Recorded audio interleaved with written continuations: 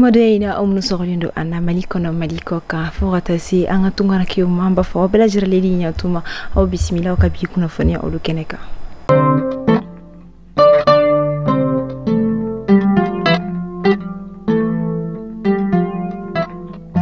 kuna foni damne la Croix Rouge malienne ani Croix Rouge comité international oluka bolo diminyoma konnala olukoniye demeta kanyishi mauma anga jamana koro ya fanfe kele koni kera sababu kamunu bo usikirla ani kamunu koni joki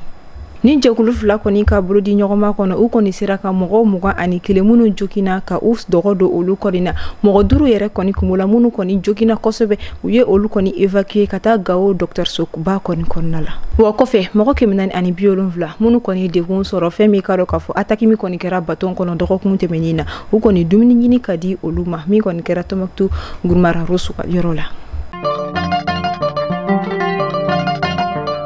Kunungo alamsa September kalo klita anani samba fla anji mugan sabah Bamako commune worna tribunali ale koni femi karo kafo Adama Ben Jaradi beko alima Ben le cerveau ko ale koni condamné femi karo kafo abira san fla koni ke kasola Haman yang ni alekoni femi Fédération internationale de basketball ni okodi FIBA o nyema koro ni o président koro o ali ni wakati na alekoni tara kurai ka ke femi fondation FIBA koni nyema kurai akoni dala kandi ka foko baran koni alibini chesi ki jilaja wala sa abse ke sankoro tayeto ko amina wa ai ayira ka foko femi basketi ko joro bari be ala anga jamana nyeta ukonna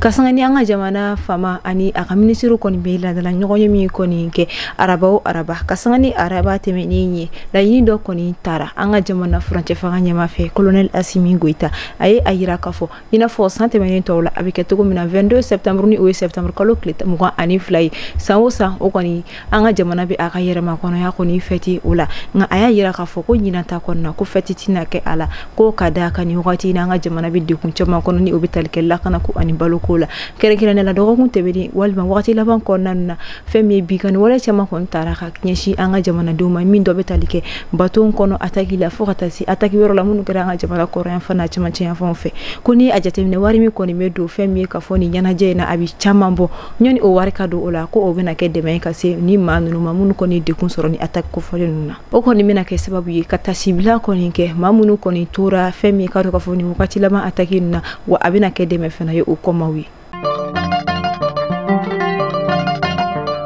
kasangani kunungo alamsa September kalo klita anani samba fla ani mugon saba femi France jamana nyama Emmanuel Macron ale koni kumara aye ayira ka foko ka hata kununa ko femi anga jamana Mali Burkina Faso foka takasi femi kalo ka fo Niger jamana mako olu koni sekunu donc a artiste ya donc le dala nu fota si ananyo kona chama mako olu kontina concerni prestation ke olu ka jamana konnala o benani aye anga jamana donc le dala ba anga kora folani o koni sidiki jabate be ko ale le petit prince du kora ale koni ka concert kon tumbu do dalendo bersi konna la ni obi franci nga sirigi jawati fene boraka ayira ko ale ko ka concert bina ke ko bashi foyti ala barsabula kuna fonian ko ni bina wasro sirigi ka concert kon fora amena ni wakati na kelemi me anga jamana finitigi la ka oluni bamagachu ni nyonche jatemnelu ye ayira ka fo ko bamagachi munu fagala ni jamana were sorla si koni kumbe u fanfe ayira ka fo ko femi karo ka fo ko français mo nani alima mo kili argilien mo kili wani wakati na ubela jiralen koni blala kana bamako